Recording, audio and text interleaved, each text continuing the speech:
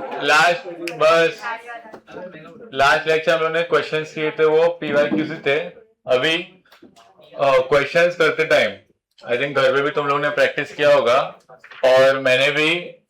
जब भी तुम लोग प्रैक्टिस कर रहे होंगे तो ऐसा लगा होगा कि वेक्टर्स लाइन पेन के क्वेश्चंस लेंदी होंगे। अगर वेक्टर्स लाइन पेन के क्वेश्चन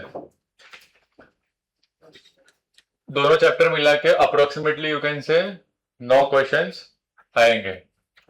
ओके, ऑब्वियसली क्लास में भी मैंने आई थिंक 2-3 बार बोला है, तुम लोगों ने घर पे प्रैक्टिस किया होगा तो फील किया होगा कि क्वेश्चन थोड़े लेंदी होंगे और कैलकुलेटिव होंगे। तो लेंदी और कैलकुलेटिव होंगे तो उसका मतलब टाइम तो वैसे भी वही रहने वाला है अपने पास, कि अगर मैथ में 50 क्वेश्चन है और अप्रोक्सीमेटली 1.5 आवर्स, मतलब कितना मिनट्स हुआ 90। तो ज्यादा से ज्यादा एक क्वेश्चन को तुम लोग 2 मिनट दे सकते हो। 2 मिनट से ज्यादा दोगे तो बाकी के क्वेश्चन छूटने के चांस है। तो वेक्टर लाइन प्लेन के क्वेश्चन लेंदी आएंगे, उसका हम लोग कुछ कर सकते नहीं है। कैलकुलेशन स्पीड खाली अपने को बढ़ाना पड़ेगा। एंड दूसरा कि जब भी तुम लोग क्वेश्चन सॉल्विंग करते हो, वैसे थियरी में हम लोग हर एक स्टेप बाय स्टेप लिखते हैं, वैसा लिखने की जरूरत नहीं है। जब भी मैं भी कर रहा होता हूँ तो अगर मुझे डीआरएस दिए सपोज 2, 3, 4, तो उसका मैं एम वेक्टर लिखता नहीं हूँ, उससे टाइम से होता है ना। अगर मेरे को लाइन ऐसा दिया x-1/2, just an example, is equals to y+1/1 is equals to z-3/3। तो इसके बाद ये लिखने की जरूरत नहीं है कि एम वेक्टर क्या है 2i कैप प्लस आई जे के। तो कभी भी एमसीक्यू में अपने को लिखने की जरूरत पड़नी ही नहीं चाहिए, वरना तुम लोग का उसमें टाइम वेस्ट होगा। ऐसे भी अलग से लिखने का फायदा नहीं है। बहुत सारी चीजें तो मैं बोर्ड पे इसके लिए लिखता हूँ ताकि तुम लोग को समझा सकूं, वरना ये लाइन का इक्वेशन अगर तुम लोग के सामने क्वेश्चन पेपर है, बाजू में तुम लोग को अगर सॉल्व करना है, तो लाइन का इक्वेशन वापस थोड़ी तुम लोग रफ शीट पे लिखोगे, वो तो पहले से मिलेगा, वही का वही यूज करूंगा ना। तो अगर क्वेश्चन दिया है और लाइन का इक्वेशन मैं बोर्ड पे लिख रहा हूं, तो मुझे लिखने की जरूरत नहीं है, खाली तुम लोग को समझा इसके लिए लिखने की जरूरत है। और तुम लोग को भी बुक में सॉल्व करते टाइम अलग से लाइन की इक्वेशन लिखने की जरूरत नहीं है। और जो स्क्यू लाइन वाले क्वेश्चन है, distance of point from a line वाले क्वेश्चन है, वो सब क्वेश्चंस के लिए मैंने फिक्स डायग्राम और पॉइंट्स दिए ही है कि अगर distance of point from a line चाहिए तो इसको हमेशा क्या मानने का, पी। लाइन पे जो पॉइंट आता है उसको हमेशा क्या मानने का, एक डायग्राम भी फिक्स ही है। तो उसमें तुम लोग कुछ चेंजेस मत करो, वो फिक्स डायग्राम ही रखोगे तो उससे स्पीड बढ़ेगा। और सब चीज जैसे वो लिखने की जरूरत नहीं, उससे भी स्पीड बढ़ेगा। ये खाली ये चैप्टर के लिए नहीं, ये चैप्टर के लिए स्पेसिफिक मैं बोल रहा हूँ, क्योंकि इसमें जनरली क्वेश्चन लेंथी आता है और 9 क्वेश्चन तो मिनिमम तुम लोग पकड़ के चल सकते हो, ये दोनों चैप्टर से आएंगे। मतलब अप्रोक्सीमेटली तुम लोग की 18 to 20 marks are vector line plane from 100।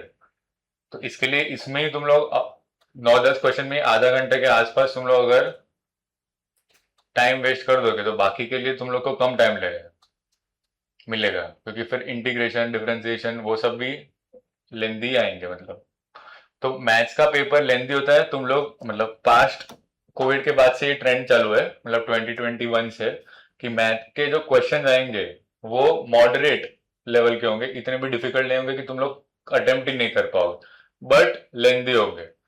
अगर तुम लोग को रिव्यूज देखने हैं पास्ट ईयर पेपर्स के, जो अगर कोई पेपर देखा था फिर वो स्टूडेंट जैसी एग्जामिनेशन हॉल के बाहर आता है, आई डोंट नो यूट्यूब पे तुमने देखा है कि नहीं, वो बहुत सारे लोग टीचर्स एंड सब इंस्टीट्यूट्स के लोग सब खड़े होते हैं रिव्यू मांगने, कैसा पेपर था, फिजिक्स कैसा था, केमिस्ट्री कैसा था, मैथ कैसा था, ओवरऑल कैसा था। अगर तुम लोगों ने कभी देखा है तो उसमें जनरली हर साल या फिर जाके देख सकते हो, ट्रेंड यही होता है कि मैथ तुम लोग को इजी टू मॉडरेट आएगा बट लेंदी होगा।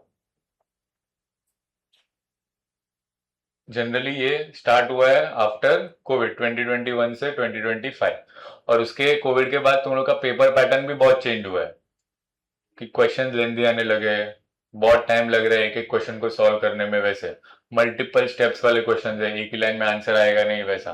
तो उसकी वजह से क्वेश्चन सॉल्व करते टाइम जो लेंथ होता है तुम लोग का टाइम वो ज्यादा बढ़ जाता है। तो टाइम मैनेजमेंट जनरली लोग इग्नोर करते हैं, but it's the most important factor. ये मैं तभी बोल रहा हूँ अगर तुम लोग को सब क्वेश्चंस या सब सब्जेक्ट्स तुम लोग पढ़ के गए हो। अगर मैथ में तुम लोग ने मतलब मान लो 6-7 चैप्टर पढ़ा ही नहीं है तो फिर तुम लोग को इशू नहीं आएगा। क्यों? क्योंकि वो 6-7 चैप्टर के क्वेश्चन तुम लोग अटेम्प्ट कर ही नहीं पाओगे, आता ही नहीं है तो। ये समझ रहे हैं? ये आइडियली मैं बात कर रहा हूँ अगर तुम लोग सब पढ़ के गए और तुम लोग को सब अटेम्प्ट करना है। वरना अगर 6-7 चैप्टर नहीं करोगे तो 12th में जो छोटे छोटे चैप्टर जैसे mathematical logic, pair of straight lines, trigonometry equations, उससे 2-2 क्वेश्चन आते हैं। तो अगर तुम लोग ने 6-7 चैप्टर से नहीं किया तो 10-12 क्वेश्चन तो तुम लोग अटेम्प्ट कर ही नहीं पाओगे। तो फिर तुम लोग के पास बहुत टाइम है, फिर आराम से तुम लोग वेक्टर लाइन प्लेन आधा घंटा तक सॉल्व कर सकते हो। बट अगर तुम लोग सब पढ़ के गए हो और स्कोर तुम लोग 170 180 जितना एम कर रहे हो तो उसमें टाइम मैनेजमेंट बहुत इंपॉर्टेंट फैक्टर आ जाता है। तो वो तुम लोग का टाइम मैनेजमेंट स्किल्स तुम लोग टेस्ट कर पाओगे अभी नहीं, जब भी पोर्शन खत्म होने के बाद अक्टूबर से जब भी तुम लोग का एफएलटीज जो फुल लेंथ टेस्ट चालू हो गए ना 3-3 घंटे के, फिजिक्स केमिस्ट्री मैथ, वो तुम लोग बार बार देके अप्रोक्सीमेटली बहुत सारे टेस्ट दोगे तुम लोग।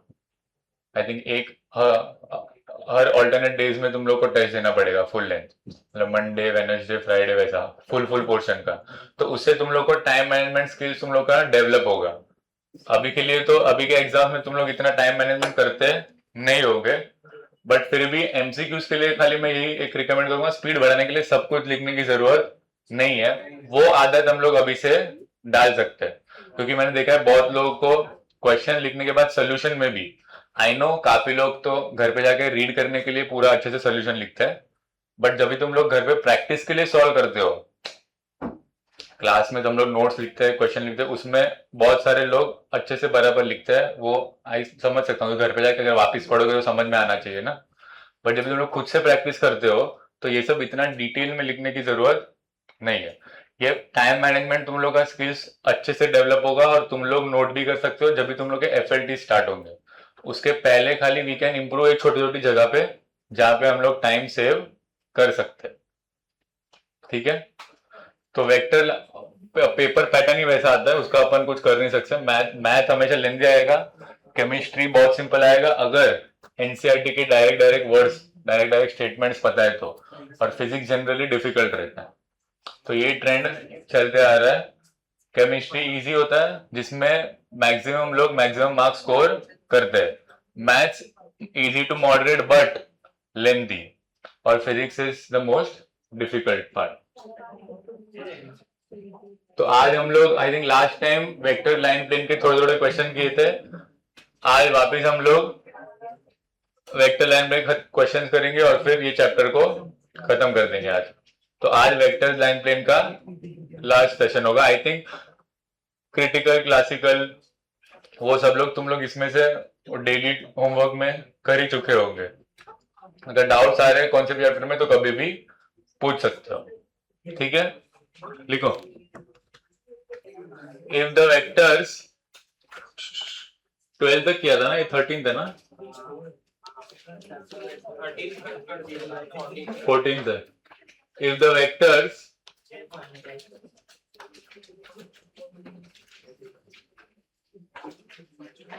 A vector is equals to C log x to the base 7 I cap plus 2 j cap plus 3 k cap, and B vector is equals to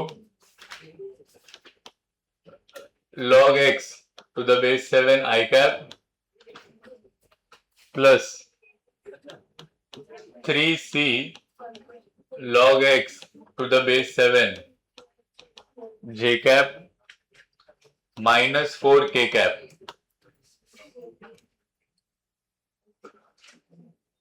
Make obtuse angle. Make obtuse angle.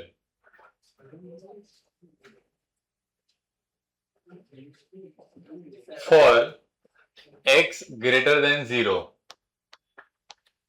For x greater than 0. Then find the interval. Find the interval in which C belongs. In which C belongs. अब ये type का question एक text book में था जिसमें quadratic बन रहा था, वो हमेशा स्ट्रेट लाइन एक्स एक्सिस से नीचे आ रहा था, अगर याद है तो 5.2 एक्सरसाइज में ए और बी दो वेक्टर दिए हैं, दोनों के बीच में कैसा एंगल है, ऑब्ट्यूज।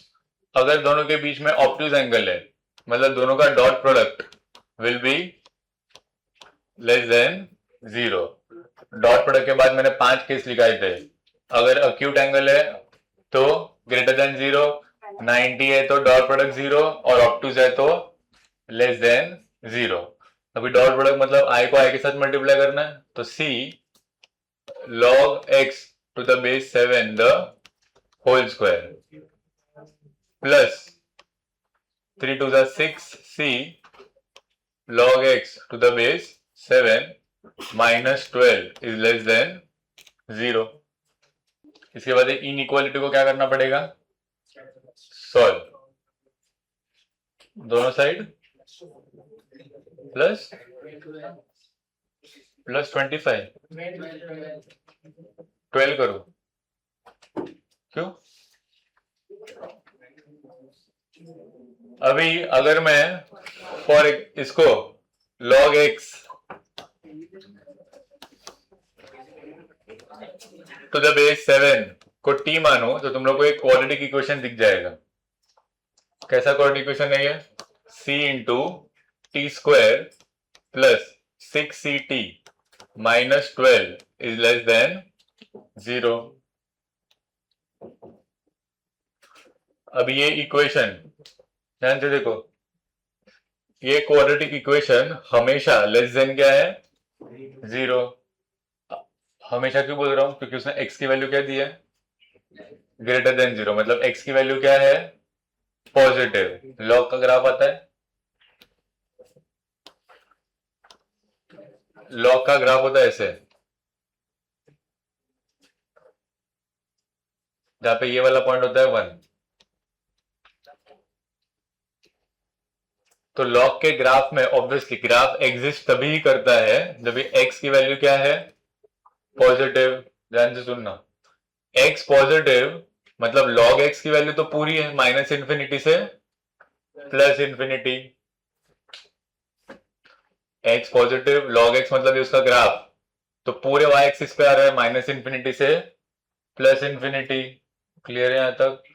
तो x ग्रेटर देन 0 का मतलब क्या है, x greater than 0 covers the whole part log के लिए, क्योंकि लॉग का ग्राफ हमेशा x ग्रेटर देन 0 के लिए होता है।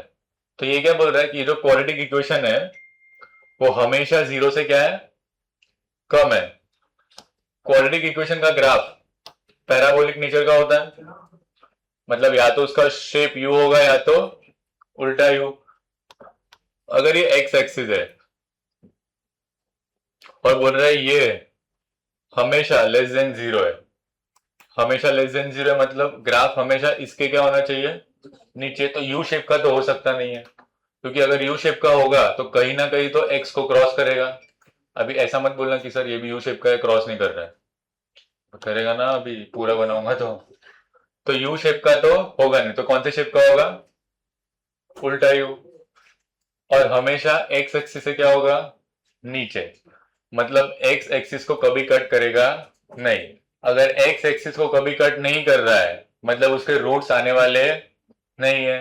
तो दो कंडीशन, फर्स्ट कि उल्टे यू शेप का ग्राफ कभी बनता है, जब भी लीडिंग कोएफिशिएंट, स्क्वायर वाली टर्म का कोएफिशिएंट इज लेस देन 0।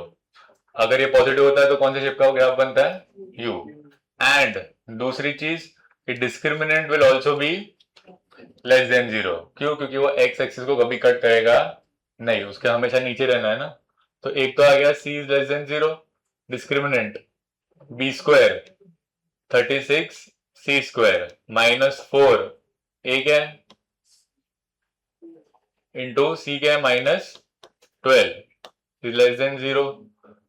तो 12 कॉमन आ रहा है और c भी कॉमन आ रहा है, तो यहां पे क्या बचेगा, 3c plus 4 less than 0। We करवाता है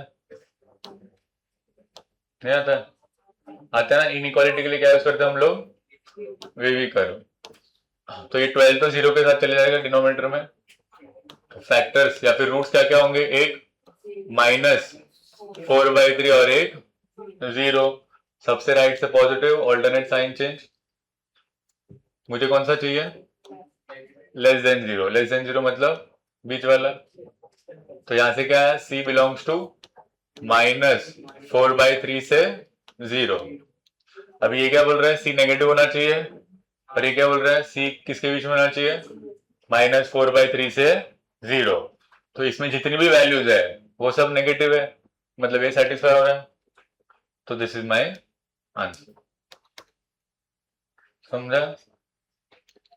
ऐसा सेम क्वेश्चन तुम लोग जाके चेक कर सकते हो एक्सरसाइज 5.2 में, आई थिंक थर्ड या फोर्थ है।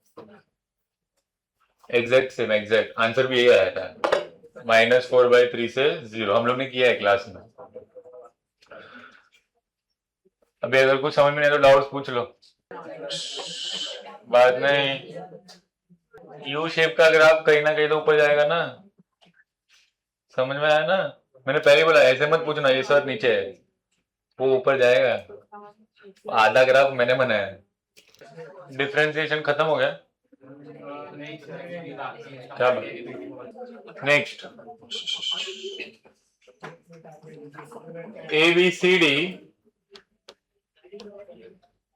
ABCD is a quadrilateral. ABCD is a quadrilateral with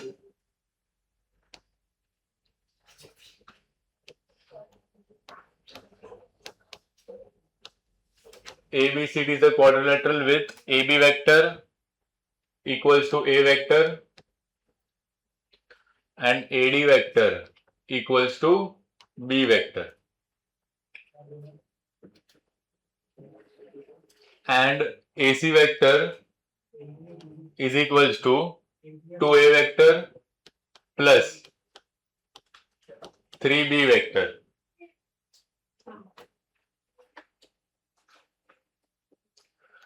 Full stop. If ABCD is a quadrilateral with AB vector equals to A vector, AD vector equals to B vector, and AC vector equals to 2A plus 3B. Full stop. If its area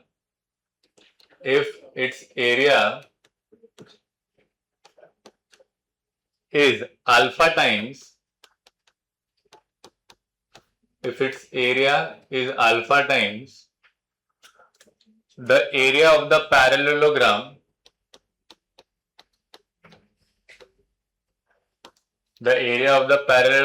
with AB and AD,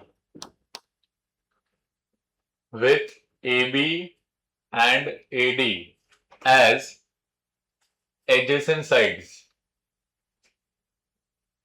with AB and AD as adjacent sides, then find alpha.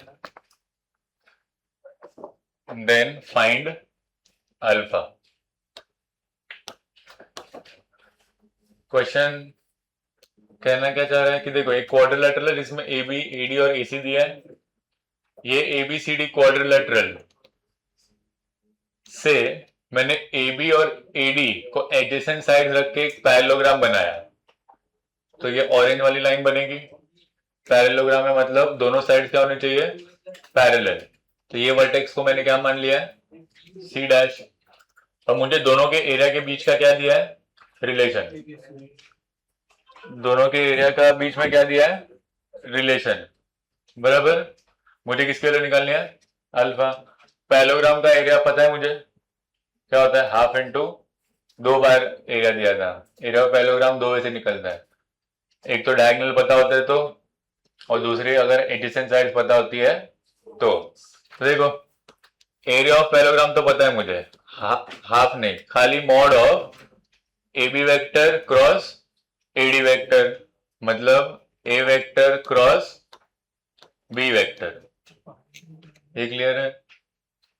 Parallelogram का area cross product of adjacent sides का mod. अभी ये quadrilateral का area जो है ना, top margin पे एक नोट लिख लो या फिर क्वेश्चन को में ही लिख लो, टॉप मार्जिन को याद रहेगा। Area of any quadrilateral, area of any quadrilateral, area of any quadrilateral is equals to half into mod d1 vector cross d2 vector।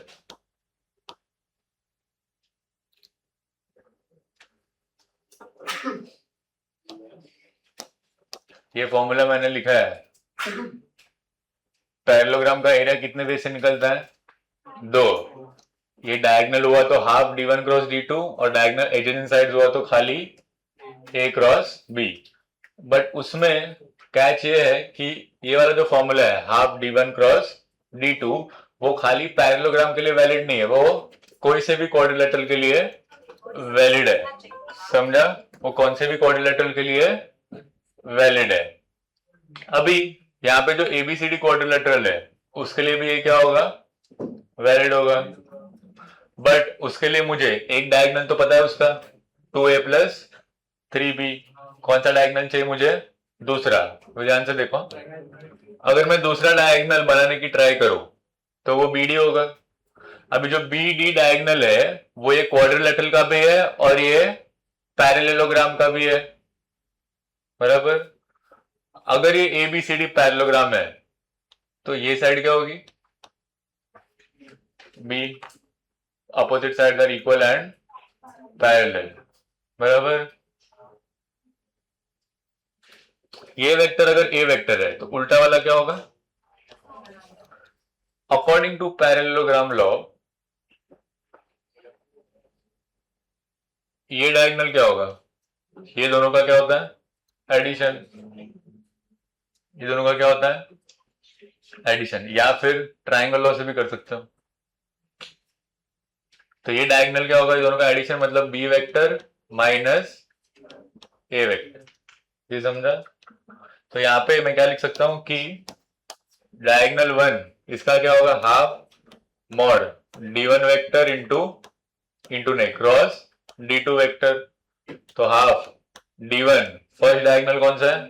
AC which is 2a plus 3b cross दूसरा diagonal कौन सा है?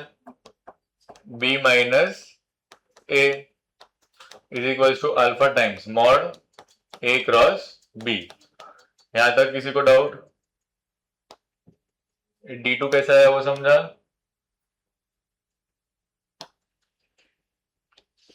d2 कैसा है वो समझा? Diagonal, अगर ये पैरेललोग्राम है तो ये डायगोनल क्या होता है? This plus this. तो वही यहाँ पे यूज करो। ये डायगोनल क्या होगा? This plus this. डायरेक्शन हमेशा सब क्या होना चाहिए? आउटवर्ड। इसके लिए अगर ये A है तो मैंने ऐसा डायरेक्शन लिया क्योंकि आउटवर्ड होना चाहिए विच इज माइनस A। ये समझा? तो अभी हाफ इसको सॉल्व कर लो। अभी डायरेक्ट करा, मैं वही सब स्टेप लिखने की जरूरत नहीं है। अगर इसको मल्टीप्लाई करूंगा तो पहले क्या आएगा? 2a cross b। तो 2a क्रॉस b। फिर क्या आएगा? माइनस 2a क्रॉस है विच इज 0। 0 ना, क्रॉस प्रोडक्ट खुद के साथ 0। फिर plus 3b cross b 0 minus 3b cross a, जिसको मैं क्या लिख सकता हूं? Plus 3a cross b। उल्टा किया ना, b क्रॉस a को उल्टा करूंगा तो माइनस साइन आएगा। इसमें एनी डाउट? ऐसे में बोल रहा हूं, सब लिखने की जरूरत नहीं है, स्पीड बचेगा ना, टाइम बचेगा वैसे। इसमें एनी डाउट समझा? This is equals to alpha times mod a cross b। अच्छा, 2a cross b plus 3a cross b कितना हो जाएगा? 5a cross b। 5 तो कांस्टेंट है तो 5/2 mod a cross b is equal to alpha times mod a cross b। Alpha की value क्या दिख रही है? 5/2। समझ में आया? Next, the number of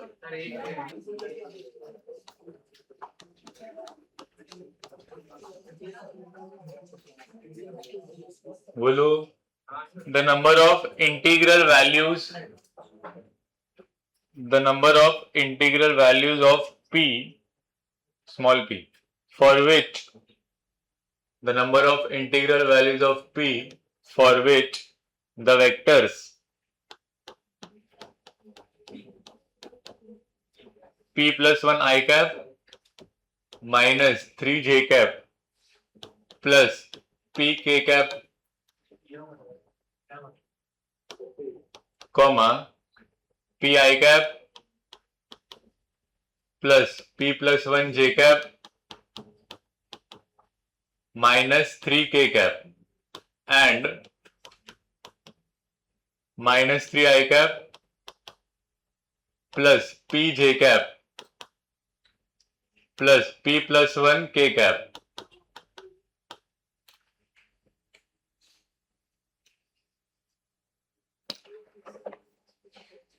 are linearly dependent.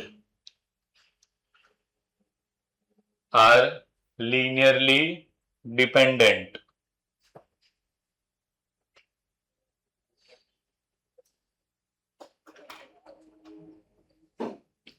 Is equals to question mark.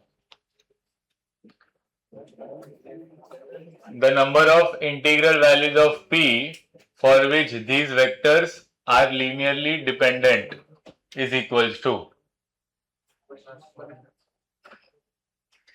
अभी ये linearly dependent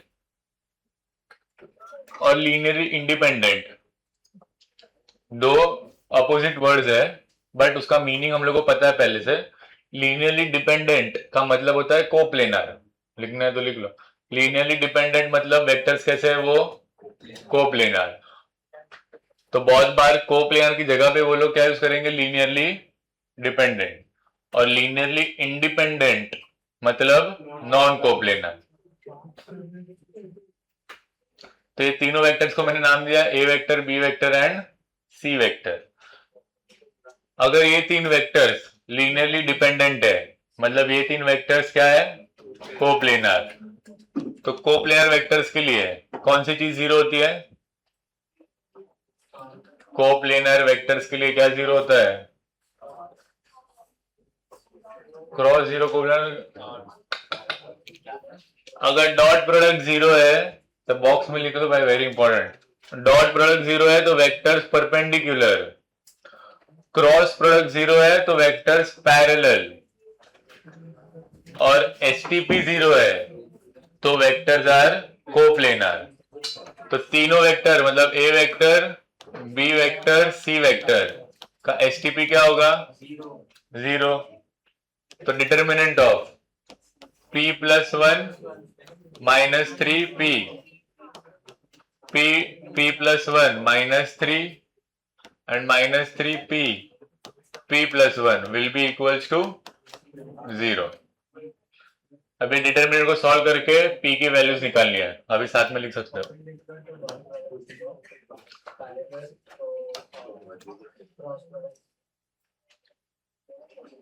तो पहले आएगा p plus 1 into p plus 1 the whole square plus 3p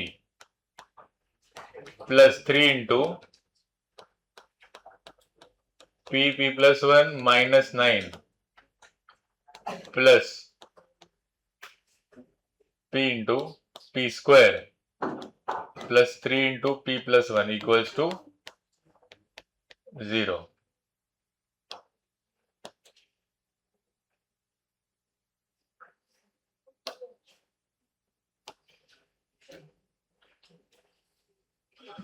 इसको सॉल्व करके नंबर ऑफ वैल्यूज निकालेंगे p की. तो p plus 1 p square plus 5p plus 1 plus 3 into p square plus p minus 9 plus p into p square plus 3p plus 1 equals to 0.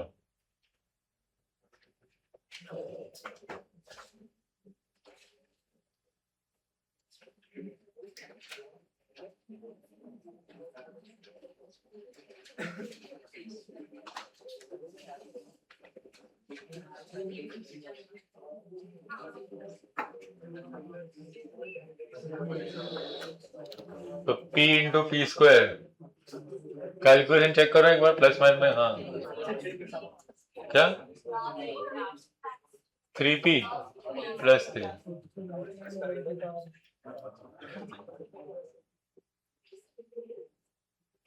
P cube plus 5P square plus P square plus 5P plus 1 plus 3P square plus 3P minus 27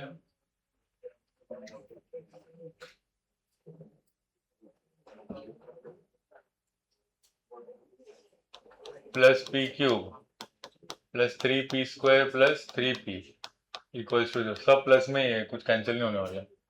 सब plus में पक्का ना, गड़बड़ नहीं किया ना?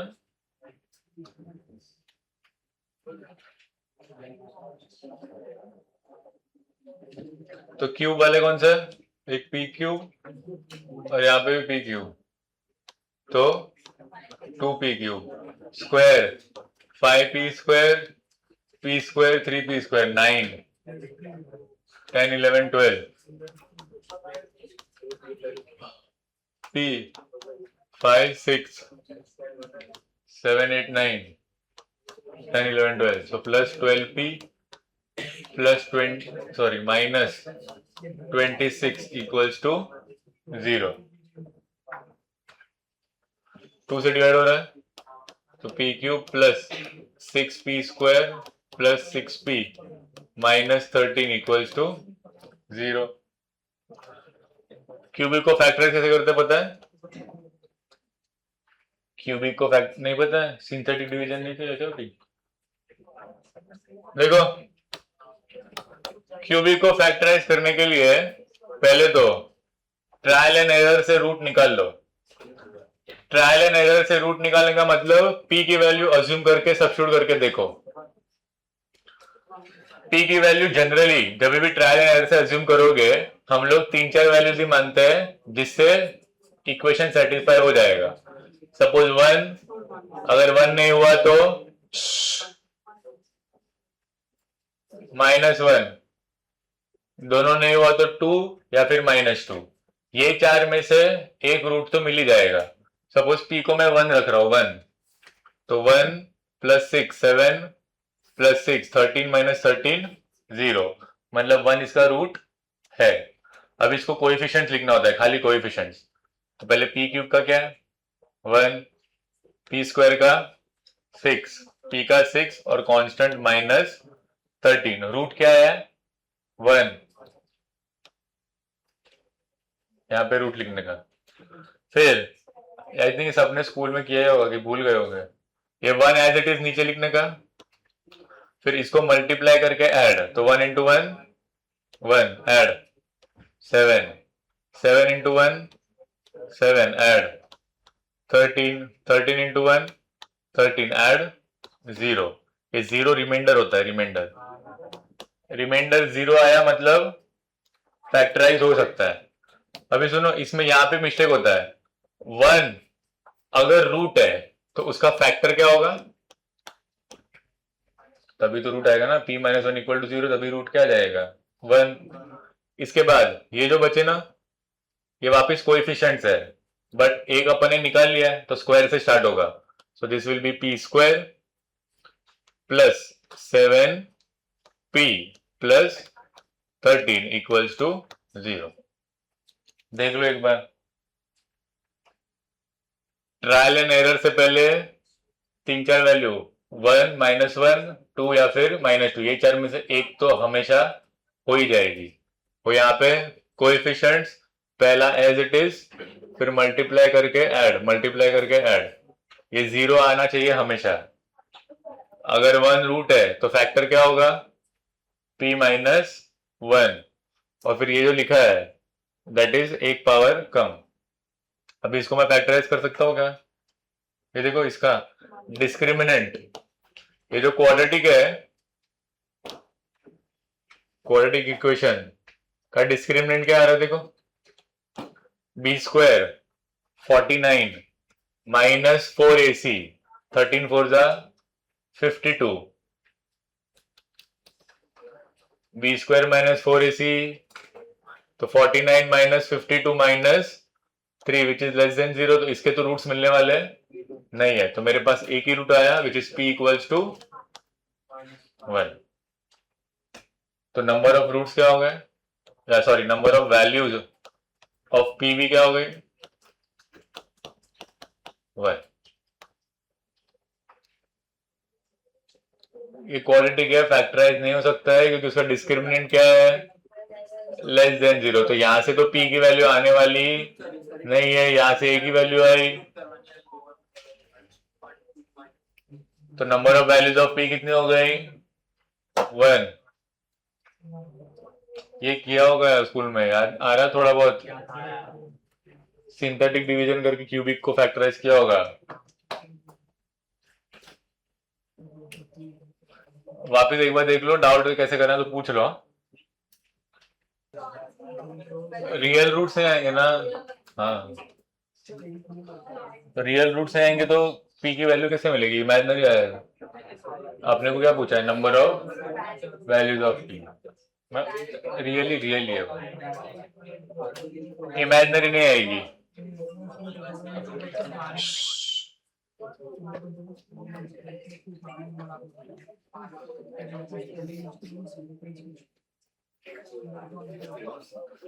Next हुआ है,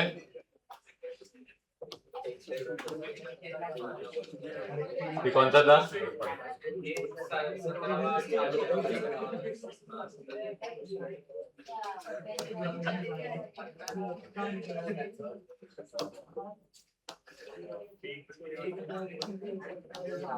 लिखो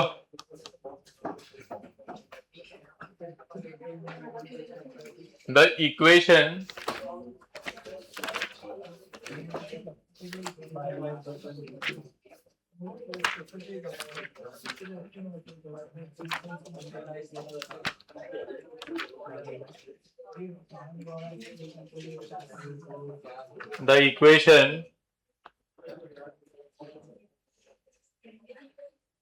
of a plane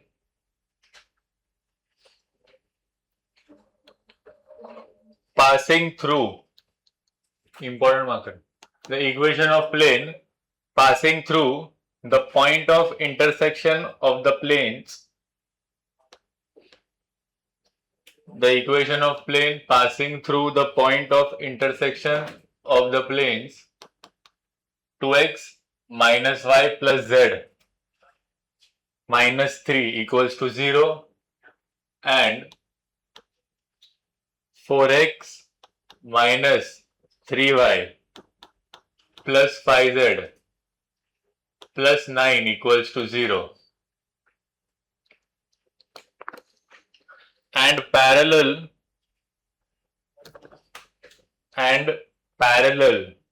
to the line x plus 1 upon 2 equals to y plus 3 upon 4 equals to z minus 3 upon 5 is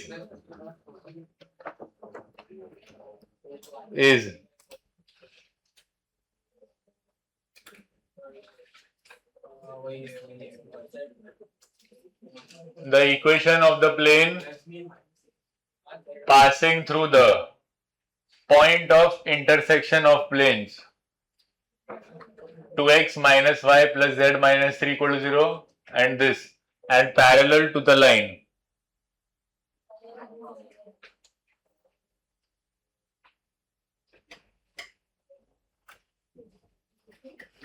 अभी एक क्वेश्चन में दिया है point of intersection of plane,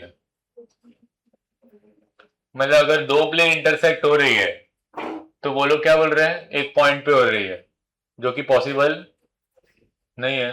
दो प्लेन अगर इंटरसेक्ट हो सकते हैं तो कभी भी एक पॉइंट पे सो नहीं होंगे, प्लेन इंटरसेक्ट होंगे तो लाइन ऑफ इंटरसेक्शन ही बनेगी, पॉइंट ऑफ इंटरसेक्शन बनेगा नहीं, बट वो लोग ने क्या दिया है पॉइंट ऑफ इंटरसेक्शन, बराबर। मतलब अगर दो प्लेन इंटरसेक्ट हो रहे हैं तो लाइन बनेगी, और वो लोग जो पॉइंट ऑफ इंटरसेक्शन की बात कर रहे हैं वो लाइन पे क्या कर रहा होगा, लाई कर रहा होगा।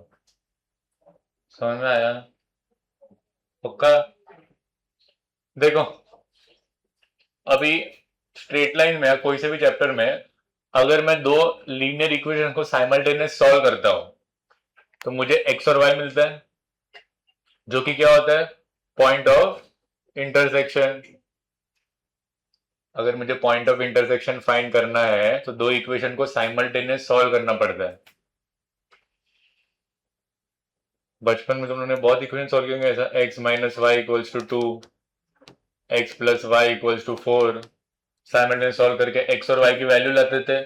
फिर लास्ट ईयर 11 में पता पड़ा कि साइमल्टेनियस सॉल्व करके जो वैल्यू आती है वो ये दोनों का पॉइंट ऑफ क्या होती है, इंटरसेक्शन। तो यहाँ पे लाइंस के पॉइंट ऑफ इंटरसेक्शन की बात नहीं हो रही है, दोनों प्लेन्स के पॉइंट ऑफ इंटरसेक्शन की बात हो रही है। तो दोनों प्लेन को करना क्या पड़ेगा मुझे, simultaneous solve. Point of intersection के लिए वही करता है, साइमल्टेनियस सॉल्व। बट प्रॉब्लम क्या है कि वेरिएबल कितने मेरे पास, 3, और इक्वेशन कितने हैं, 2। तो साइमल्टेनियस सॉल्व करके आंसर तो मिलने वाला नहीं है। तो ऐसे केस में क्या करता है, देखो कोई भी एक वेरिएबल को तुम लोग कुछ भी मान सकते, कुछ भी, या तो x को मानो, या तो y को, या तो z को। एक वैल्यू मान लो किसी, और ऑब्वियसली अगर एक वैल्यू माननी है तो नॉर्मल इंसान तो 0 ही मानेगा, वही बेस्ट होता है ना। तो या तो x को 0 मान लो, या तो y को 0 मान लो, या तो z को 0 मान लो। तो सपोज मैं z को 0 मानता हूँ क्योंकि x और y में जनरली हम लोग कंफर्टेबली सॉल्व कर सकते हैं। z को 0 मानने का मतलब क्या है कि उसका पॉइंट ऑफ इंटरसेक्शन जो है उसका z कोऑर्डिनेट क्या हो गया, 0। तो अगर z को 0 मान ले तो इक्वेशन क्या बन जाएगी, 2x minus y equals to 3 और 4x minus 3y equals to -9। इसको सॉल्व करके x y की वैल्यू मिलेगी। तो कोऑर्डिनेट्स में हो गया x कोऑर्डिनेट, y कोऑर्डिनेट और z कोऑर्डिनेट क्या होगा, 0। तो दो प्लेन की इक्वेशन को ऐसे सॉल्व करते हैं, किसी भी एक वेरिएबल को क्या मान लेने का, मान तो कुछ भी सकते हो तुम लोग, बट हम लोग हमेशा क्या मानते हैं, 0। तो मुझे उससे पॉइंट ऑफ इंटरसेक्शन मिल जाएगा। अभी इसको मल्टीप्लाई में क्या करना पड़ेगा, 2।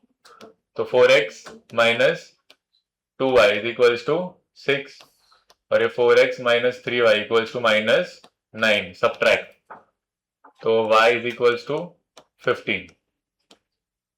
सब्ट्रैक्ट करेंगे तो ये प्लस हो जाएगा ना, और ये कैंसिल। अगर y 15 है रख दो इधर, तो 2x माइनस 15 इक्वल्स टू 3। तो 2x equals to 18, x equals to 9। तो जो पॉइंट ऑफ इंटरसेक्शन है वो क्या आया, 9, 15, 0। यहां तक समझ में आया?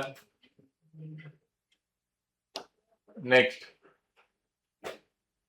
तो मुझे एक प्लेन का इक्वेशन फाइंड करना है जिसपे एक पॉइंट है जिसके कोऑर्डिनेट्स 9, 15 और 0,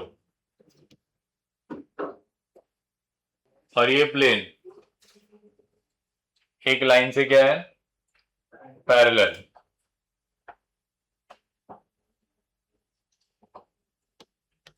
वो लाइन का इक्वेशन क्या दिया, x plus 1/2, y plus 3/4, z minus 3/5।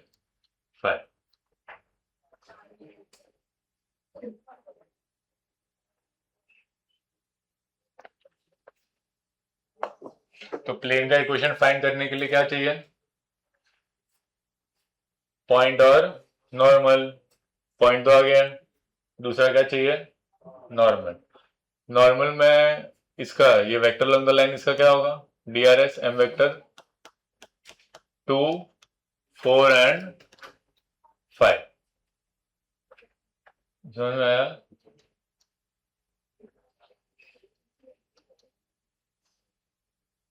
अब इसका नॉर्मल चाहिए।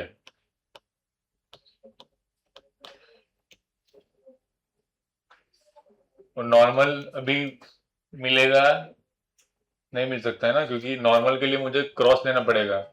क्रॉस के लिए कितने वेक्टर चाहिए मेरे को? 2, बट मेरे पास है कितने? 1, है ना। तो ऐसे केसेस में क्या करना पड़ेगा तुम लोग को? ऑप्शन में प्लेन का इक्वेशन क्या होगा, दिया होगा, तो इसके बाद लिख लो। ऑप्शन में प्लेन का इक्वेशन दिया होगा, उससे नॉर्मल वेक्टर निकाल सकता हूं मैं। एक्स वाई जेड के कोएफिशिएंट ही होते हैं नॉर्मल। उसका ये लाइन के साथ क्या ले लेने का, डॉट। वो क्या आना चाहिए, 0। समझ में आया? क्योंकि लाइन और प्लेन पैरेलल है, मतलब लाइन और नॉर्मल दोनों क्या होंगे, perpendicular.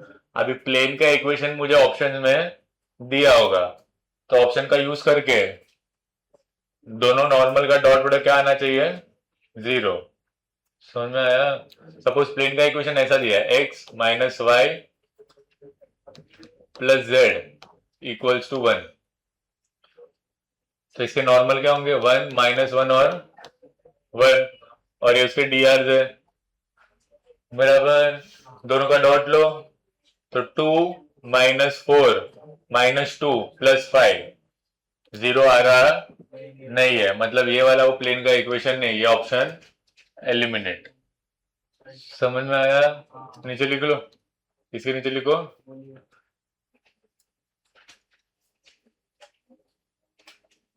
check the normal vector, check the normal vector from the options, check the normal vector from the options and take dot product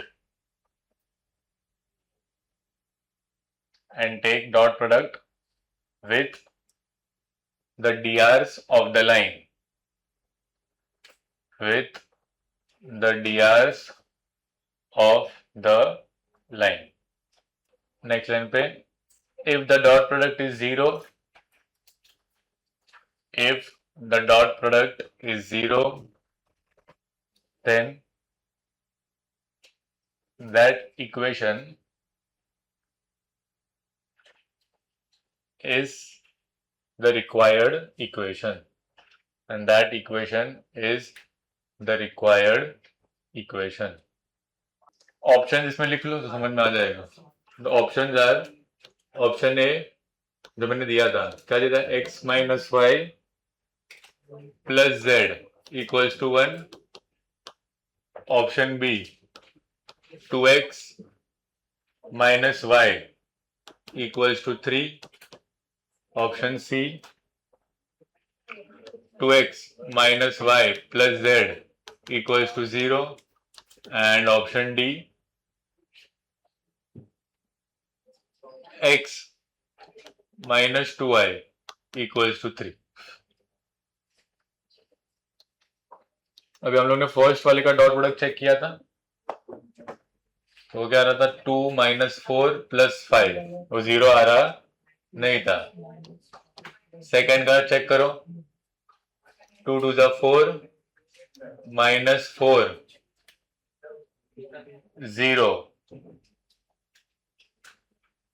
5 तो है नहीं, 0 इक्वल्स टू 3, ये भी ऑप्शन नहीं है। तो 4 माइनस 4 प्लस 5 ये भी नहीं है, ये भी नहीं है भाई। एक minute,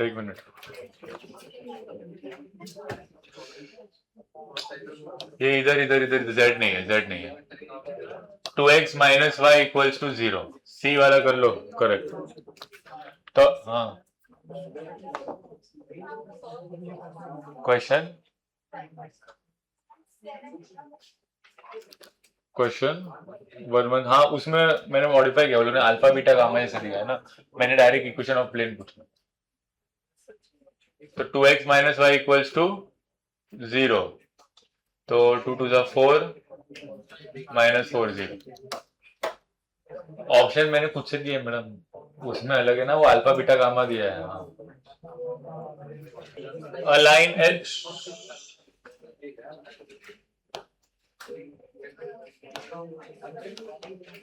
align L, align L passing through the points, passing through the points A 1, 3, 2 and B 2, 2, 1.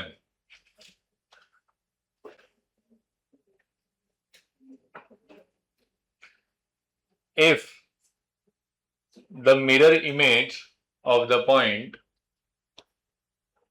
if the mirror image of the point P 1, 1, -1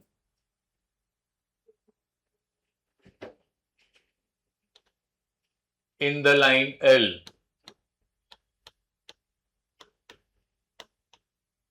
in the line L is x, y, z. 106. If the mirror image of the point P 1, 1, -1 in the line L is x, y, z, then find x plus y plus z. Then find x plus y plus z. अभी देखो, ये line L मुझे जो दी है उसका equation में निकाल सकता हूं, दोनों पॉइंट दिए ना, तो equation of line in symmetric form क्या होता है, बोर्ड में आंदो, equation of line in symmetric form क्या होता है, x minus x1 upon a is equals to y minus y1 upon b is equals to z minus z1 upon c. तो दो पॉइंट दिए, दोनों में से कोई सा भी एक लो, सपोज a ले रहा हूं, तो लाइन का इक्वेशन आएगा x माइनस 1 y माइनस 3 और z माइनस 2. डिनोमिनेटर में क्या आता है, dr, मतलब ये लाइन का डायरेक्शन, ये लाइन का डायरेक्शन ए बी वेक्टर से मिलेगा, यही होगा ना डायरेक्शन.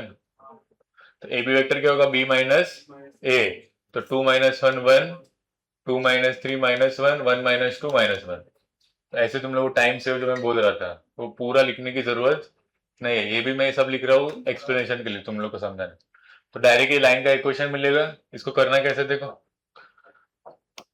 अगर ये मिरर इमेज है तो इधर जो पॉइंट होगा, मान लो Q, वो उसका मिड पॉइंट होगा,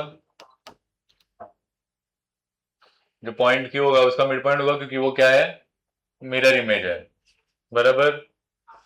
क्या मैं Q के कोऑर्डिनेट्स इसको इक्वल टू लैम्बडा करके लिख सकता हूं, तो Q के कोऑर्डिनेट्स क्या आएंगे, lambda plus 1 minus lambda plus 3 और माइनस लैम्बडा प्लस 2. अगर मुझे Q के कोऑर्डिनेट्स चाहिए तो लैम्बडा की वैल्यू फाइंड करनी पड़ेगी,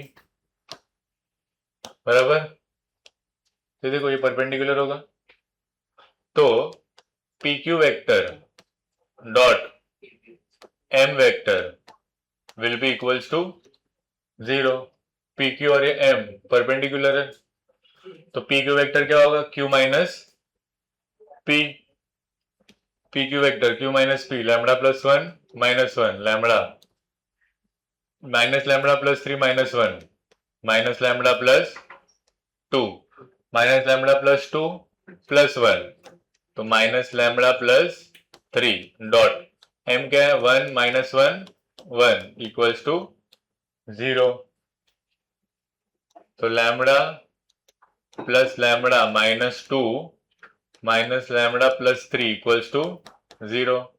ये कैंसल, तो लैम्बडा की वैल्यू क्या आ गई, माइनस 1. ये क्लियर है.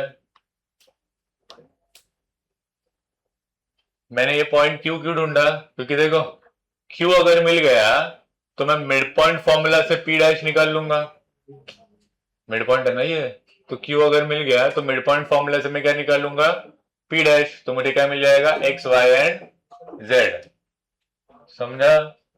तो क्यू लैम्बडा रख दो इधर, देयरफॉर क्यू के कोऑर्डिनेट्स क्या आ गए? -1 + 1 0, 4 और 3। पी के कोऑर्डिनेट्स क्या है? 1 1 और -1, बराबर ना? क्यू क्या है? मिड पॉइंट है। मिड पॉइंट का फॉर्मूला क्या होता है? Q vector equals to p plus p dash upon 2। तो यहां से मुझे पी डैश क्या मिलेगा? 2q minus P. 1 -1 -1 तो ये क्या हो जाएगा? Lambda plus lambda -3 plus lambda -3 equals to 0। So 3 lambda equals to 6। तो लैम्बडा क्या आएगा? 2। हाँ, तो क्यू के कोऑर्डिनेट्स आएंगे 3 1 0 और पी क्या दिया है? 1 1 और -1। तो same Q vector P vector plus p dash upon 2। तो पी डैश क्या होगा? 2q minus P. तो 2 इंटू क्यू माइनस पी, तो 3 2 जा 6 -1 5, 2 1 जा 2 -1 1, 2 इंटू 0 0 -1 तो +1। ये समझा क्या कैलकुलेशन? तो पी डैश उसने क्या बोला है? क्या है? x y और z। तो x plus y plus z कितना हो गया? 7।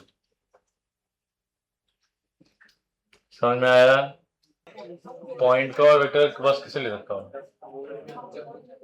पॉइंट का क्रॉस नहीं ले सकता ना। अगर मुझे right hand thumb rule use करना है तो एक वेक्टर से दूसरे वेक्टर पे जाना पड़ेगा।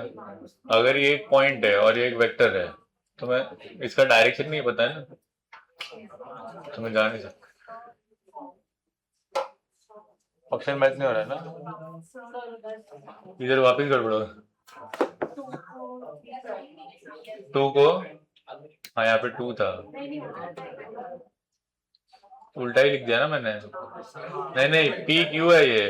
पी क्यू मतलब क्यू माइनस पी। इधर हाँ, ये -2 आएगा। तो lambda into 1 lambda plus lambda -2 plus lambda -3 equals to 0।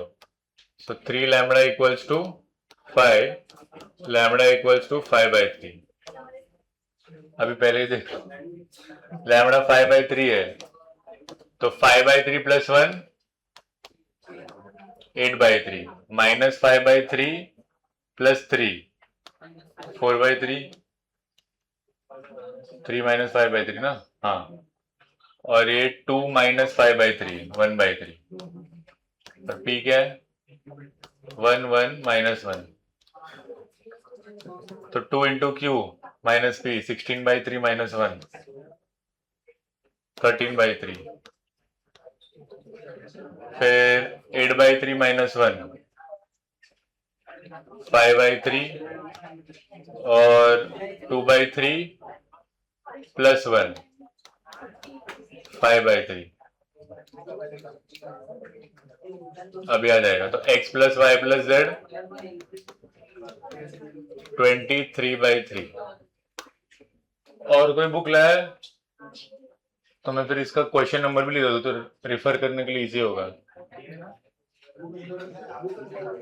ठीक है, एनीवेज हुआ।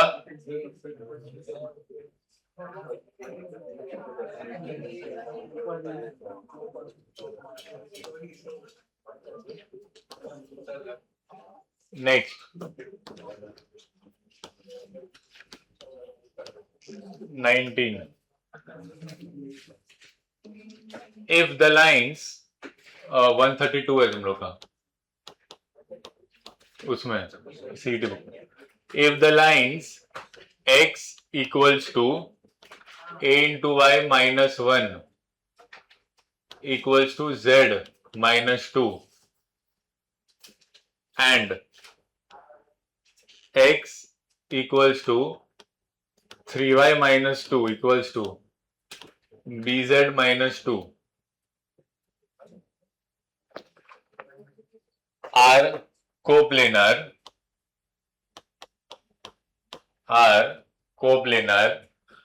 where AB is not equals to 0,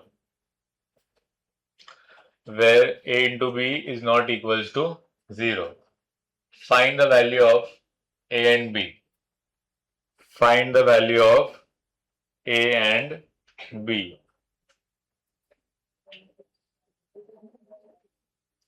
देखो, अगर दो लाइंस कोप्लेनर दी है तो सॉल्व कैसे करते हैं? पहले तो ये दोनों लाइंस की इक्वेशन स्टैंडर्ड फॉर्म में लिख लो. स्टैंडर्ड फॉर्म मतलब कौन सा फॉर्म? Cartesian form. ये स्टैंडर्ड में नहीं है. इसको मैं अगर कंप्लीट अच्छे से लिखूं तो फर्स्ट वाली लाइन क्या होगी? x माइनस 0 अपॉन 1 बराबर. यहां से मुझे a कॉमन लेना पड़ेगा तो y माइनस 1 अपॉन a. ये a जो कॉमन लिया है वो यहां पे मैं 1 अपॉन a लिख सकता हूं. a को नीचे ले आया इक्वल्स टू ये क्या होगा? z minus 2 upon 1. ये कल चेक करो क्योंकि मुझे इक्वेशन चाहिए x minus x1 y minus y1. y के साथ कुछ नहीं होना चाहिए तो a कॉमन लेना पड़ेगा और a को फिर नीचे भेजो तो ये क्या हो जाएगा? 1 अपॉन a. सेकेंड इक्वेशन ये तो सेम x माइनस 0 अपॉन 1. यहां से क्या कॉमन लेना पड़ेगा? 3 y माइनस 2/3 अपॉन में फिर क्या लिख दूंगा? ये 1/3 और यहां से वापस b कॉमन तो z minus 2/b upon 1/b. ये दो लाइन आ गई. ये दोनों मुझे क्या बोला है? क्या है ये दोनों? कोप्लेनर. तो मुझे a और b की वैल्यू फाइंड करनी है.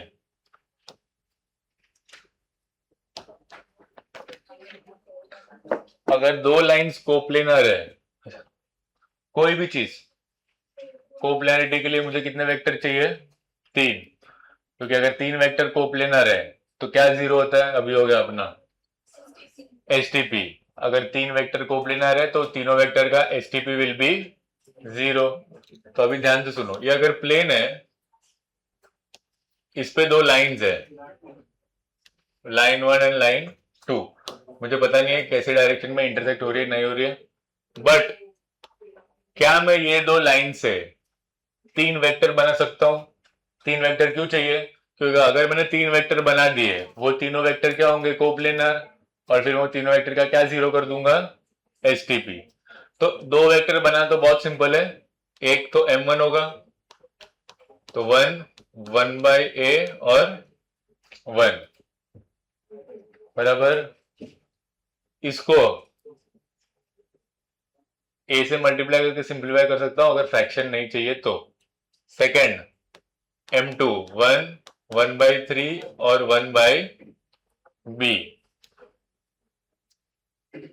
और तीसरा कौन सा होगा? दोनों पे जो पॉइंट है ना वो vector, point a point b. तो तीसरा वेक्टर क्या होगा? AB vector. तो वेरी इंपॉर्टेंट, अगर दो लाइन कोप्लेनर है तो AB वेक्टर, M1 वेक्टर और M2 वेक्टर का STP क्या होगा? 0. तो दो वेक्टर तो बन गए. तीसरा वेक्टर कैसे बन सकता हूं मैं? A और B से AB वेक्टर. यहां से पॉइंट A बताओ क्या है? 0 1/a और 2. B क्या है? 0 2/3 और 2/b. ये समझा? STP AB vector will B B vector minus A vector. तो पहले तो क्या आएगा? 0 माइनस 0. सेकेंड 2/3 माइनस 1/a और थर्ड 2/b माइनस 2. फिर M1 1/a 1/3 और 1/b should be equals to 0.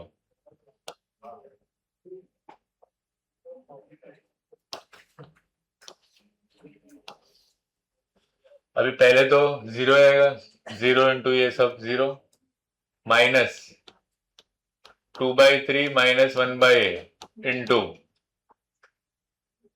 1/b minus 1 बराबर, फिर plus 2/b minus 2 into 1/3 minus 1/a equals to 0। Determinant open किया है, देख लो।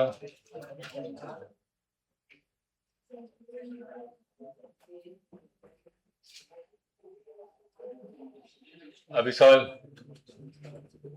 तो ये माइनस अंदर जाके तो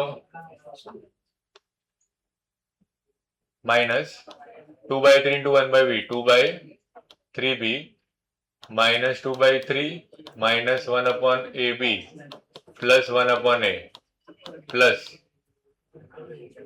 2/3b minus 2/ab minus 2/3 plus 2/a equals to 0।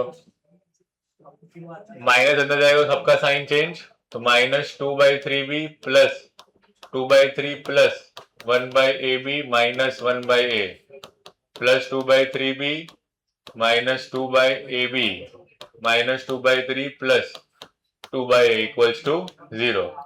ये कैंसल, प्लस 2/3 माइनस 2/3 कैंसल। अभी लाइक टर्म्स को साथ में ले लो, 1/ab minus 2/ab minus 1/ab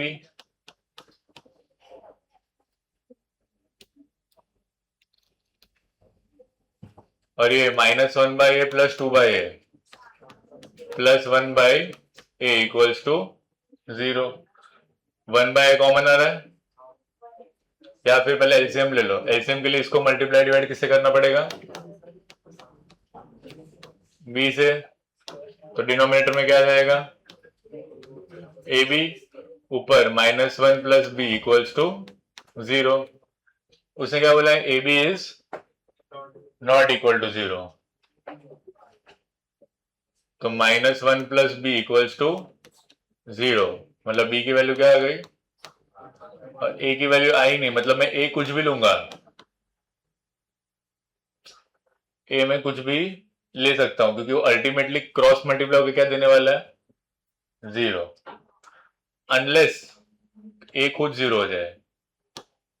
a को मैं 0 ले सकता नहीं हूं, क्योंकि वो क्या है, डिनोमिनेटर में। तो a में कोई भी वैल्यू ले सकता हूं एक्सेप्ट 0, क्योंकि कोई भी वैल्यू लूं मैं, अगर 3 लूंगा तो 3 भी आएगा, 0 हो जाएगा, 4 लूंगा तो 4 भी आएगा, 0 हो जाएगा, समझा। तो b is 1 and a belongs to all real numbers -0। Done. ये कौन सा था, 18 19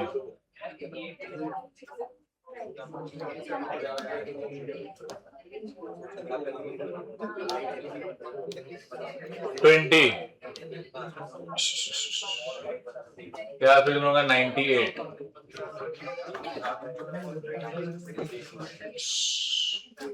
A plane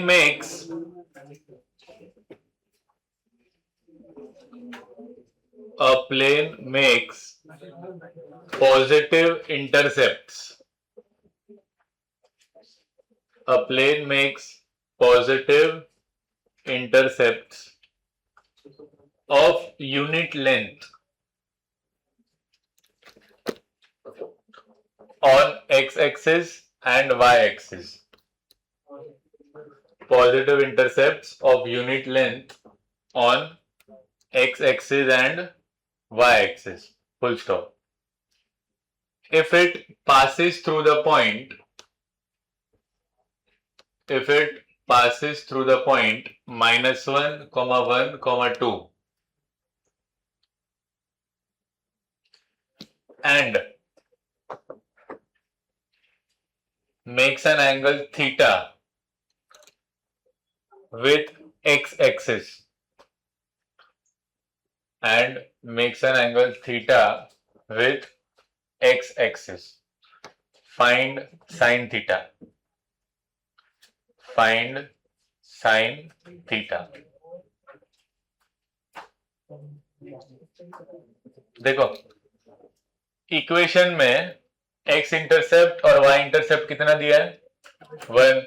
अगर ट्रिपल इंटरसेप्ट फॉर्म पता है, ट्रिपल इंटरसेप्ट फॉर्म क्या होता है? x upon p plus y upon q plus z upon r equals to 1. जहां पे p q r क्या होता है? x इंटरसेप्ट और y इंटरसेप्ट और z इंटरसेप्ट. उसमें से मुझे x इंटरसेप्ट और y इंटरसेप्ट बोला यूनिट लेंथ है. यूनिट लेंथ मतलब 1. तो p और q की वैल्यू क्या है? 1. तो x upon 1 plus y upon 1 plus z upon r equals to 1. करा हुआ है x plus y plus z upon r equals to 1. Point कहां से पास हो रहा है? -1 1 और 2 से. तो अगर ये प्लेन -1 1 और 2 से पास हो रहा है तो पॉइंट को क्या करना चाहिए? इसको सेटिस्फाई. तो रख दो -1 plus 1 plus 2 upon r equals to 1. ये कैंसिल. तो r की वैल्यू क्या आ गई? 2. तो जैसे ही r की वैल्यू 2 आई वैसे प्लेन का इक्वेशन क्या आ गया? x plus y plus z by 2 equals to 1. 2 से मल्टीप्लाई. तो 2x plus 2y plus z equals to 2. ये क्या आ गया? प्लेन का इक्वेशन.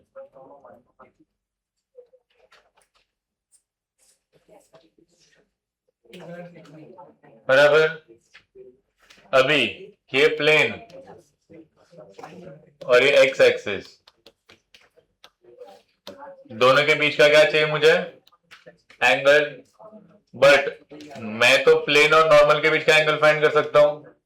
एक्स एक्सिस मतलब खाली आई कैप. तो 1 0 0. नॉर्मल क्या होगा? 2 2 और 1. एन वेक्टर ये एम वेक्टर. मुझे अगर थीटा चाहिए तो पहले तो मैं क्या फाइंड कर लूंगा? अल्फा. तो अल्फा क्या होगा? नॉर्मल और एक्स एक्सिस के बीच का एंगल. एंगल के लिए क्या लेने का? डॉट. तो n dot m is mod m cos alpha. दोनों के बीच का एंगल क्या है? अल्फा. एन डॉट एम 2 ही आएगा खाली. मॉड एन 3 4 4 1 √9 और मॉड एम 1 कॉस अल्फा की जगह पे 90 minus theta. So 2/3 equals to cos 90 minus theta क्या होता है? Sine theta. 21 या फिर तुम लोग के बुक में 95.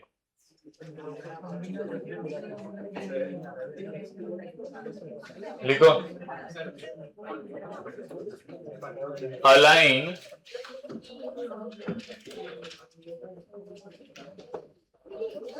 a line passes through the point. A line passes through the point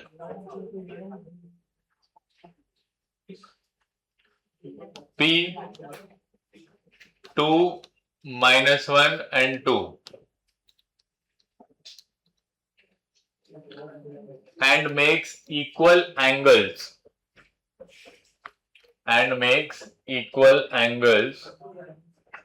with coordinate axis and makes equal angles with coordinate axis. Full stop. The line meets the plane. The line meets the plane 2x plus y plus z equals to 9 at point Q at point Q. Find length PQ. Find length PQ.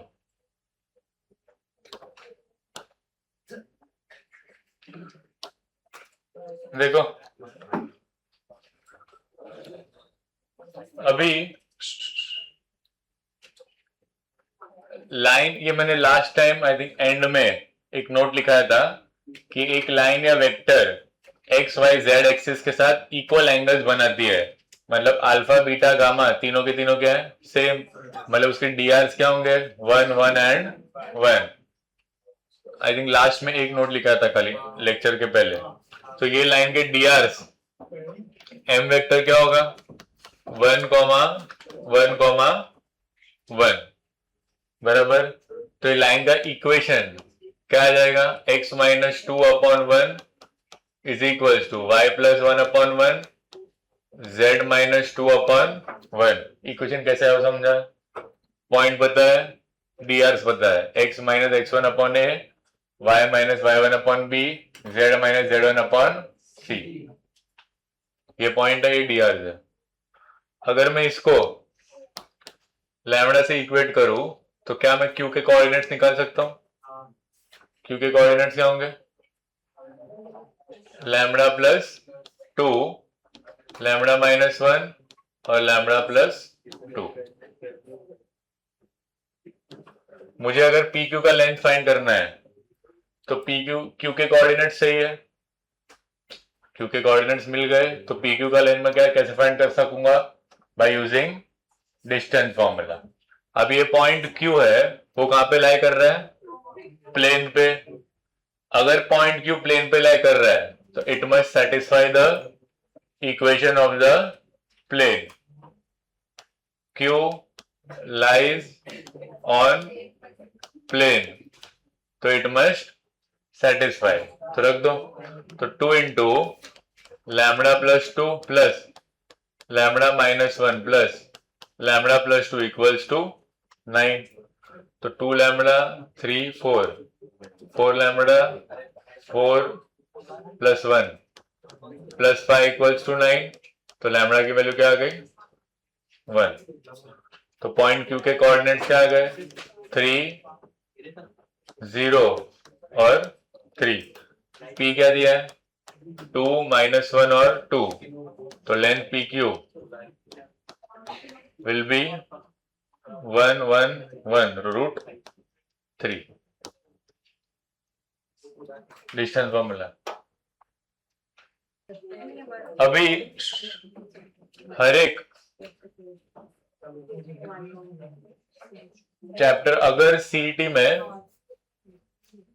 Obviously एक साथ सब chapters आते हैं, तो last में जब exam होता है तो हम लोग को पूरा चैप्टर एज सच नोट्स में से पढ़ने का टाइम होता नहीं है। तो उसके लिए तुम लोग को भी पता होगा या बहुत लोग टीचर्स ने बोला भी होगा कि जो इम्पोर्टेंट पॉइंट्स है या फॉर्मूलेज है वो एक बुक में या एक शीट में वैसे नोट डाउन कर लो, और फिर एग्जाम के पहले खाली मुझे वही पढ़ के जाना है। ऐसा किसी कोई चैप्टर के लिए बना है तुम लोग ने, बना है किसके लिए, 11th में, उसके बाद नहीं बना है। तो सिंस वेक्टर लाइन प्लेन मिला के 9 से 10 क्वेश्चन आते हैं, तो उसका मैं सब नोट पॉइंट्स बना के दे रहा हूं, हम लोग वो लिख लेते हैं फटाफट, ठीक है। पर आई थिंक वेक्टर से ज्यादा लाइन प्लेन में तुम लोग को ज्यादा प्रॉब्लम आ रही है, तो पहले लाइन प्लेन का एक बार लिख लेते हैं जो भी कंसेप्ट है, और क्वेश्चन में भी हम लोग ने जो यूज किया है वैसा, ठीक है। तो नए पेज पे खाली हेडिंग दे दो और साथ में खाली लिखते जाओ। सबसे पहले जो पढ़ा हुआ है वही है, मैं खाली रिवीजन के साथ साथ नोट्स लिखा रहा हूं, ठीक है। First, equation of a line. Equation of a line में पहला वेक्टर फॉर्म, लाइन है, एक पॉइंट दिया ए, ए वेक्टर और उसके dr m A I cap plus B J cap plus C K cap. ए के कोऑर्डिनेट्स क्या होता है? x1 y1 z1। तो पहला vector form r vector equals to a vector plus lambda m vector. Cartesian form x minus x1 upon a, y minus y1 upon b, z minus z1 upon c।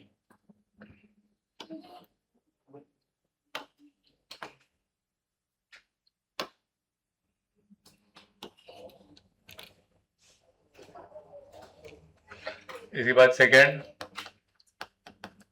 Distance of point from line.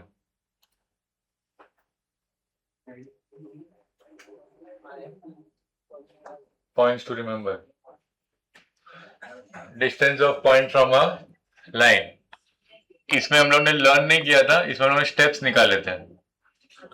Fix diagram के साथ line का equation x minus x1 upon A, y minus y1 upon B, z minus z1 upon C. ये point P जो दिया हुआ होगा x2 y2 z2 given. ये point को क्या मानने का? Q। तो Q पॉइंट को क्या बोलते हैं? Foot of perpendicular. Q के कोऑर्डिनेट कैसे मिलेंगे? इसको इक्वल टू लैम्बडा। तो इसमें मैं स्टेप हम लोग को याद स्टेप वाइज लिखा रहा हूं। फर्स्ट, गेट पॉइंट Q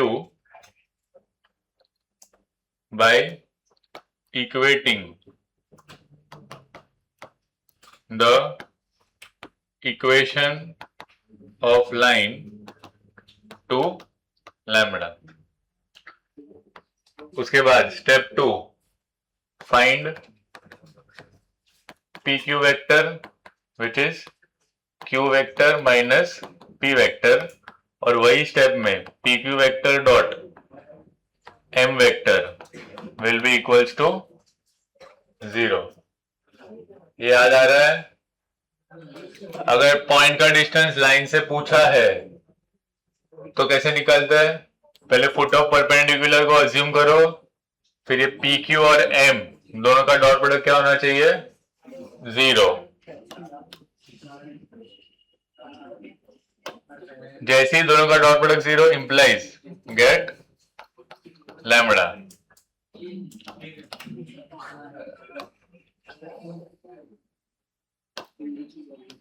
और फिर लास्ट में step 3, substitute lambda in Q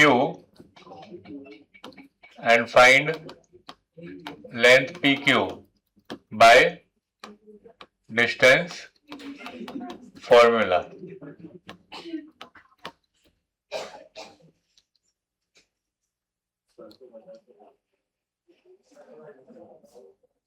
फिर थर्ड,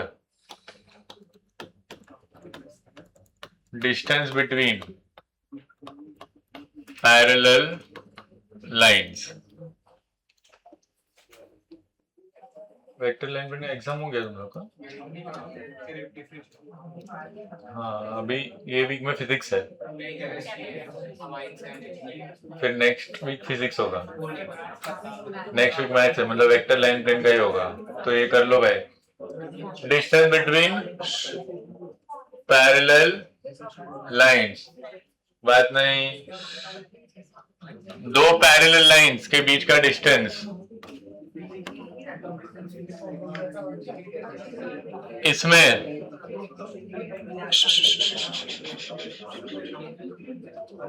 पॉइंट ए और ये वाला पॉइंट बी, यहां से मैं परपेंडिकुलर ड्रॉप करूंगा तो Q again foot of perpendicular. तो इसमें खाली एक नोट ही लिखना है, gate one of the points, get one of the points from the equation of line. Get one of the points from the equation of line and follow the same steps as point number 2 and follow the same steps as point number 2. देखो parallel line के बीच के distance में क्या करते थे हम लोग, ये जो एक पॉइंट है, सपोज ये लाइन का इक्वेशन दिया है x minus X one upon A is equals to Y minus Y one upon B is equals to z minus Z one upon C. तो इसमें से एक पॉइंट ले लो फिक्स पॉइंट क्या होगा x1 y1 और z1, और फिर यही फिक्स पॉइंट से डिस्टेंस फाइंड कर लो. सेम है, एग्जैक्ट सेम. खाली पैरेलल लाइंस में मुझे पॉइंट वो लाइन में से निकालना पड़ता है, जबकि यहां पे वो पॉइंट पहले से मुझे ये वाला दिया होता है. क्लियर है? Get one of the point from the equation of line and follow the same steps as point number 2. Next fourth. बाकी अभी तक हाँ चलो. फोर्थ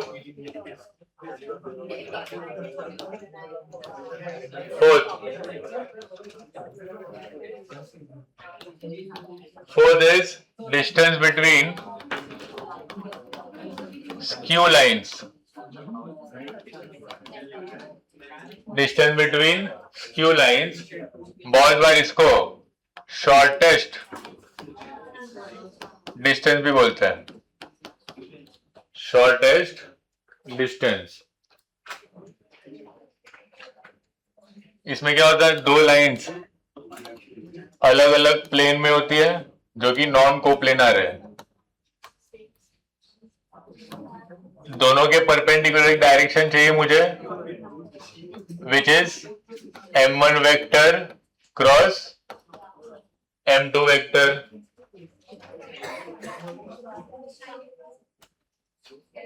एक पॉइंट ए, ये पॉइंट बी. तो the distance d is equals to projection of AB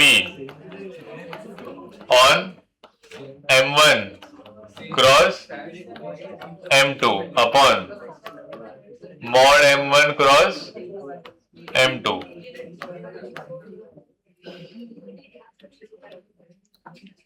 m1 cross m2 upon mod m1 cross m2.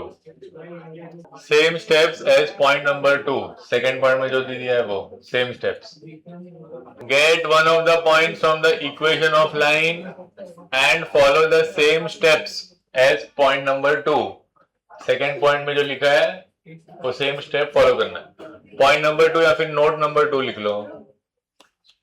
Differentiation ये Sunday को था, अभी गया वो पर पिछले कैसा था,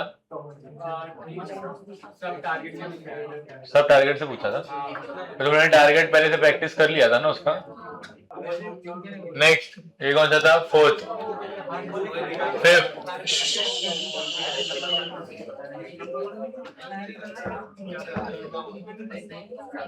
बात नहीं. लाइन का सब angle between lines. Angle between lines. तो एंगल के लिए क्या करते दोनों के डॉट प्रोडक्ट. तो m1 डॉट m2 is equals to mod m1 mod m2 cos theta.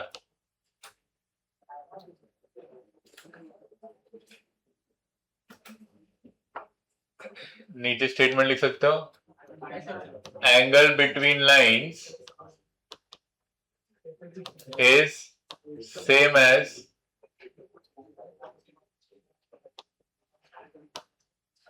angle between their DRs. Angle between lines is same as angle between their DRs. Sixth, important.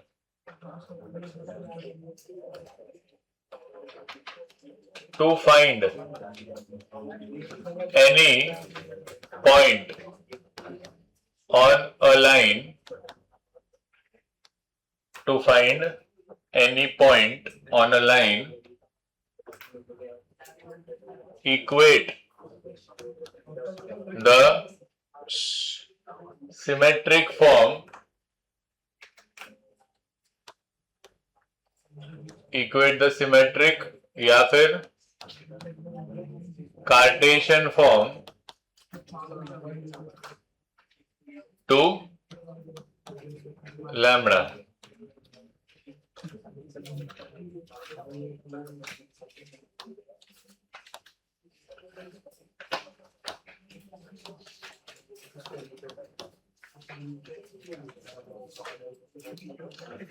Seventh,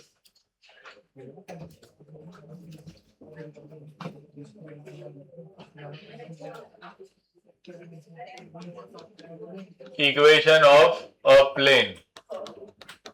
equation of a plane में first vector form क्या था? R vector dot n vector minus a vector dot n vector equals to 0.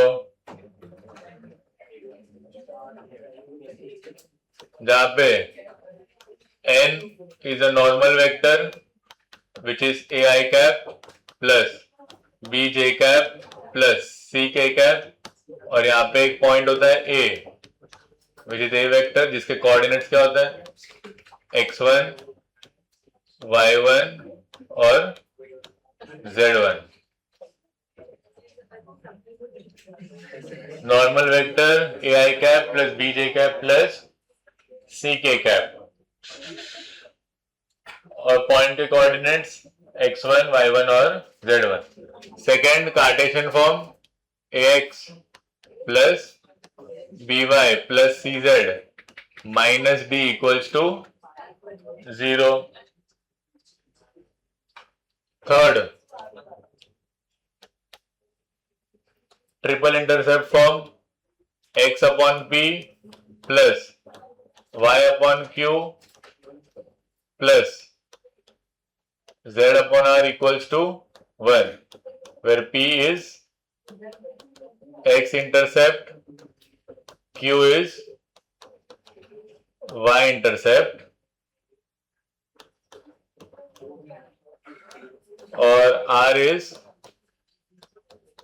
z intercept.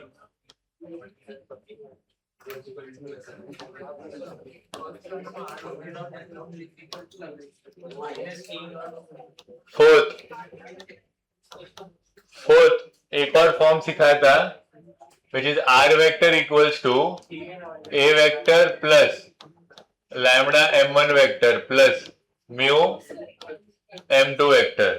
यहाँ पे normal vector कैसे मिलता है? m1 cross m2, जहां पे m1 और m2 are lines parallel to plane.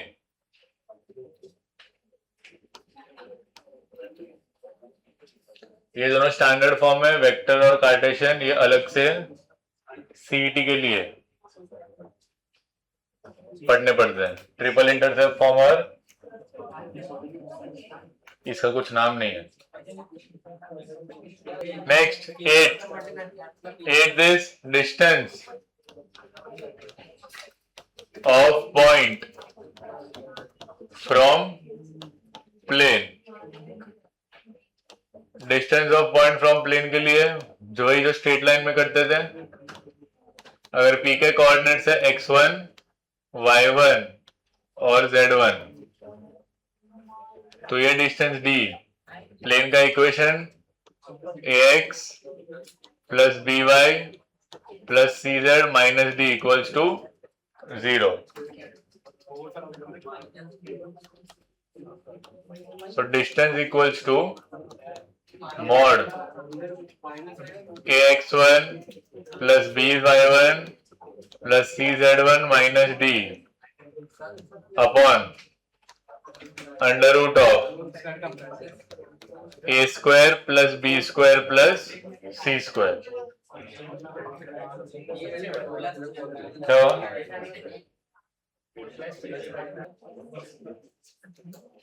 ninth, angle between planes.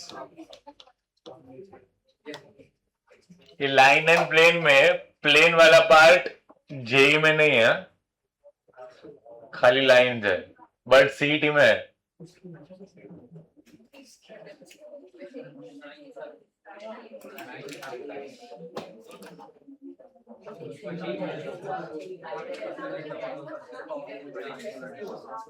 Angle between planes में क्या लिखोगे?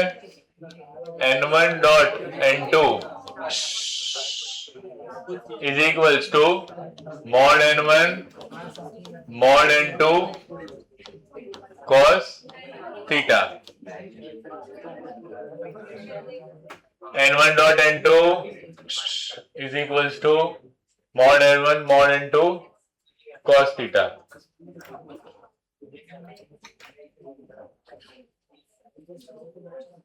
यहाँ पे फिर नीचे नोट लिख लेना, angle between planes is same as angle between their normals. क्या? Angle between planes is same as angle between their normals.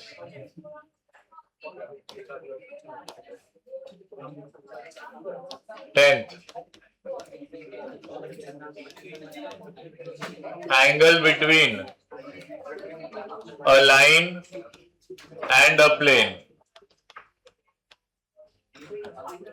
Angle between a line and a plane. यहाँ पे देखो n vector dot m vector will be equals to mod n mod m into sin theta आएगा. sin theta क्यों आएगा? क्योंकि हाँ वो 90 minus theta करूंगा ना तो cos 90 माइनस थीटा वाला क्या हो जाएगा? sin theta. तो लाइन एंड प्लेन में खाली sin थीटा आता है, वो याद रखना.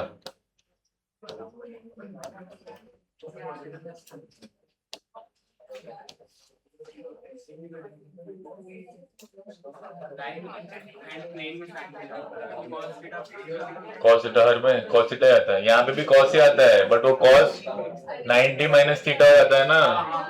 भूल गया क्या? लाइन और नॉर्मल के बीच का एंगल ये अलग होता है.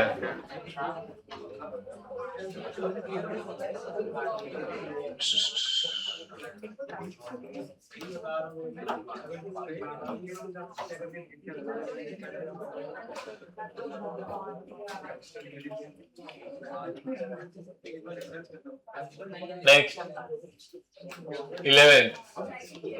11th वाला हम लोग ने क्वेश्चन एक कराया था मैंने, distance of point from a plane measured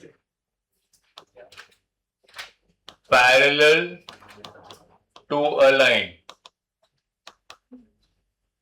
Distance of a point from a plane measured parallel to a line. अगर याद आ रहा है तो देखो, ये एक प्लेन है और ये पॉइंट है. मुझे ये पॉइंट का डिस्टेंस प्लेन से निकालना है, बट वो डिस्टेंस मेजर मैं कर रहा हूं एक लाइन से पैरेलल. मतलब ये वाला डिस्टेंस निकालना है, ये वाला परपेंडिकुलर डिस्टेंस नहीं, सच दैट ये दोनों क्या हो एक दूसरे से पैरेलल. तो यहाँ पे भी अपन ने स्टेप्स किए थे अगर याद है तो. तो first get equation of P Q. तो ब्रैकेट में क्या लिखोगे? डायरेक्शन या फिर drs of P Q will be same as drs of line. क्यों? क्योंकि दोनों एक दूसरे से क्या है? पैरेलल। फिर सेकेंड स्टेप, गेट क्यू या फिर assume point Q. assume point Q by equating the equation of PQ to lambda। तुम लोग कितना है? 50 है ना? 35 44।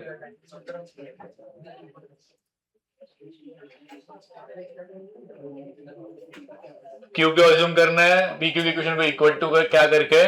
लैम्बडा।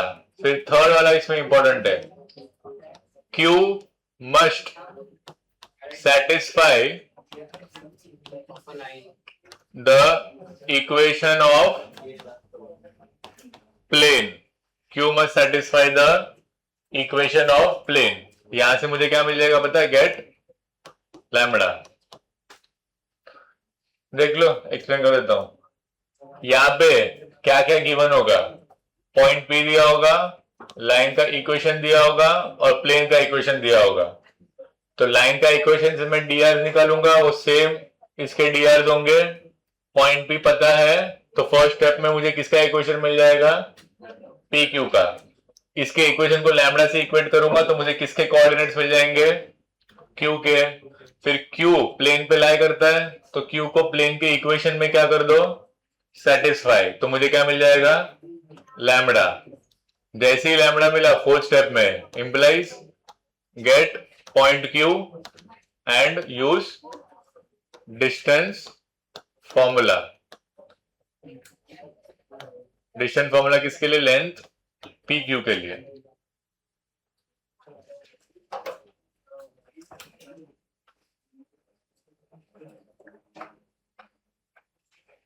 ऐसा क्वेश्चन हम लोगों ने किया है, तुम लोग रेफरेंस के लिए देख सकते हो, लास्ट लेक्चर ही किया था।